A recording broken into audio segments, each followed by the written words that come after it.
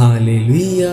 स्वागत है आप सबका मेरी भविष्यवाणियों की पुस्तक में। तो आइए हम आज के पवित्र वचन को पढ़ेंगे जो कि परमेश्वर के दास प्रेरित अंकुर यूसुफ नरूला जी के द्वारा लिखा गया है। परमेश्वर की ओर से ठहराई हुई सहायता। जैसा कि पहला शमूएल अध्याय 7 उसकी 12 से 13 आयत में लिखा है, तब शमूएल ने एक पत्थर लेकर मिस्पा और शेन के बीच में खड़ा किया और ये कहकर उसका नाम एबनेजर रखा, यहाँ तक यहोवा ने हमारी सहायता की है। तब पलिश्ती दब गए और इजरायलियों के देश में फिर न आए, और शमूएल के जीवन भर यहोवा का हाथ पलिश्तियों के विरुद्ध बना रहा। मेरे प्रियो, बाइबल बताती है कि परमेश्वर ने पलिश्तियों को शमूएल के द्वारा मारा और शमूएल के जीवन भर यहोवा का हाथ पलिश्तियों के विरुद्ध रहा।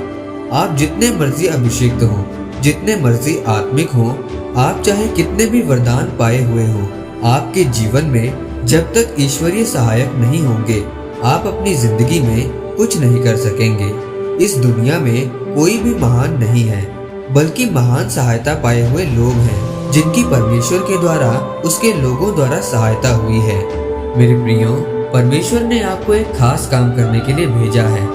चाहे आप नाई का काम करने वाले हो, चाहे आप एक व्यापारी हो या घरेलू पत्नी हो, लेकिन परमेश्वर ने आपको एक काम दिया है। जब आप उस काम को जो परमेश्वर ने आपको दिया है पूरा करते हैं, तो आपके जीवन में वो आशीष आती है जो परमेश्वर ने आपके लिए ठहराई होती है। लेकिन उस काम को अपनी ताकत से पूरा नहीं कर सकते, आप उसे अपने वरदान से पूरा नहीं कर सकते।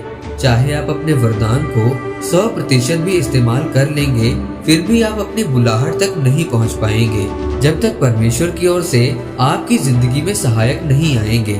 क्या आप जानते हैं कि परमेश्वर ने ऐसा क्यों किया? क्योंकि एक चंगाई करने वाला चंगाई का वरदान लेकर परमेश्वर से मुख मोड़ सकता है और अपने वरदान को पैसा कमाने का जरिया बना सकता है। भविष्यवाणी के वरदान को बेच सकता है, लोगों को खुश करने के लिए वो ऐसा कर सकता है। इसीलिए परमेश्वर ने एक कड़ी रखी है। परमेश्वर ने आप लोगों के लिए एक ऐसा सहायक रखा है, और वो सहायक तभी आपकी जिंदगी में आता है जब आप परमेश्वर के मार्गों में सिद्धता से चलेंगे। मेरे प्रियो, बाइबल बताती है कि दाऊद की सहायता योनातन ने की थी, जो कि शाऊल का बेटा था। योनातन ये बात जानते हुए भी कि मेरे पिता के मरने के बाद ये लाखों करोड़ों का सिंहासन मेरा होगा, लेकिन उसने ये कहा, दाऊद, मैं ये चाहता हूँ कि मेरे पिता के मरने के बाद ये सिंहासन तेरा ठहरे। ये इसलिए हुआ क्योंकि दाऊद परमेश्वर के मन की इच्छा के अनुसार चलने वाला, पवित्रताई में जीने वाला व्यक्ति था। इसीलिए परमेश्वर ने उसकी जिंदगी में योनातन को सहायक के रूप में भेजा। आज कुछ लोग अपने पापों के कारण परमेश्वर के द्वारा मिले हुए ईश्वरीय सहायकों को खो देते हैं, और फिर वो परमेश्वर से पूछते हैं कि हमारे कामों का हल क्यों नहीं हो रहा है।